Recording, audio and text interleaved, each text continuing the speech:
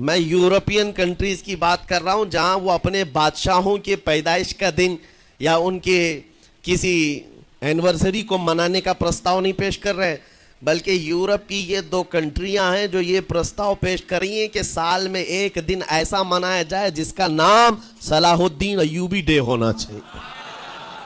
یہ ہم نہیں کہہ رہے ہیں، دنیا آج بھی اس بات کو تسلیم کرتی ہے، صلاح الدین جیسا جرنیل دیکھا نہیں ہے۔ عزیزان گرامی وقار، یہ چند مثالیں میں آپ کے سامنے رکھا، اور اس کے بعد پھر میں تمہیں جھنجھوڑ کر پوچھتا ہوں، اپنے دل پر ہاتھ رکھ کر کے بتاؤ اسلام سے اچھا کوئی راستہ ہے؟ قرآن یہی کہتا ہے وَمَن يَبْتَغِ غَيْرَ الْإِسْلَامِ دِينًا فَلَن يُقْبَلَ مِنْهُ، جو اسلام کے علاوہ دوسرا راستہ لے کر کے آئے گا قیامت کے دن اس کا کوئی قبول نہیں کیا جائے گا، نہیں قبول کیا جائے گا، بلکہ وہ سب سے بڑے گھاٹے میں ہوگا، آخرت کے دن خسارہ اٹھانے والوں میں ہوگا۔ آج تمہارے پاس وہ عقل سلیم اللہ تعالیٰ نے دیا، جس کو تھوڑی بہت شدھ بدھ ہونا، عقل کا استعمال کرتا ہو، وہ بھی اسلام کے متعلق سوچے گا کہ میرے دین میں اتنی اچھائیاں ہیں، آج تک رب تعالیٰ نے مجھے یہ پیشانی کسی کے سامنے جھکنے نہیں دیا۔ کہیں جھکاتے ہو؟ ارے کھانا کھاتے ہیں، کھانا تو روزانہ ضروری ہے، اور رزق کے معاملے میں تو لوگ ایسے، دنیا کہتی ہے پیٹ پوجا، ہم پیٹ پوجا نہیں کہتے۔ کھانے کے لیے بعض لوگ کہتے ہیں نا پہلے پیٹ پوجا ہو جائے، پوجا کا لفظ ہی ہم استعمال نہیں کرتے۔ کھانا برتن میں رکھا ہوا ہے، آپ کے گھر میں کھانا لا کر کے دیا جاتا ہے، تو کیا آپ سر جھکا کر چاٹ کے کھاتے ہیں یا لقمے اٹھا کر ہاتھ سے کھاتے ہیں؟ ہاتھ سے کھاتے ہیں۔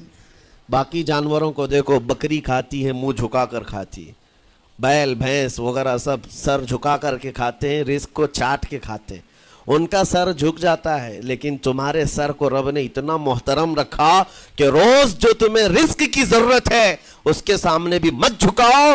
سر جھکانا ہے تو رزق کے سامنے نہیں، رزاق کے سامنے جھکایا جائے۔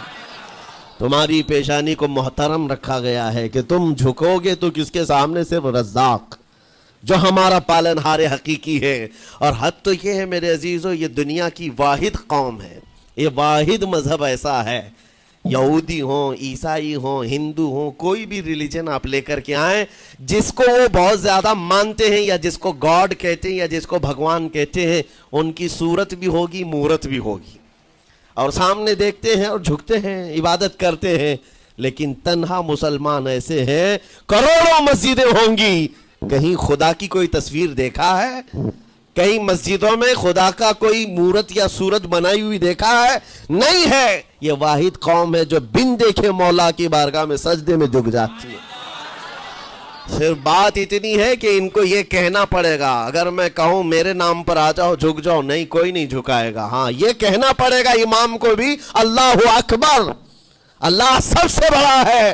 پھر کوئی پیچھے کھڑا ہوا یہ نہیں پوچھتا کہ کس نے کہا، کون پکار رہا ہے، پیشانی لے جا کر زمین پر لگا دیتے۔ کیوں؟ ہماری پیشانی خالص اللہ کے لیے ہے۔ میرے عزیزوں، یہ وہ پرائیورٹیز ہیں اور یہ اسپیشلٹی ہے آپ کے اس کمیونٹی کی، جس کو مجھے آپ کے سامنے رکھنا ہے۔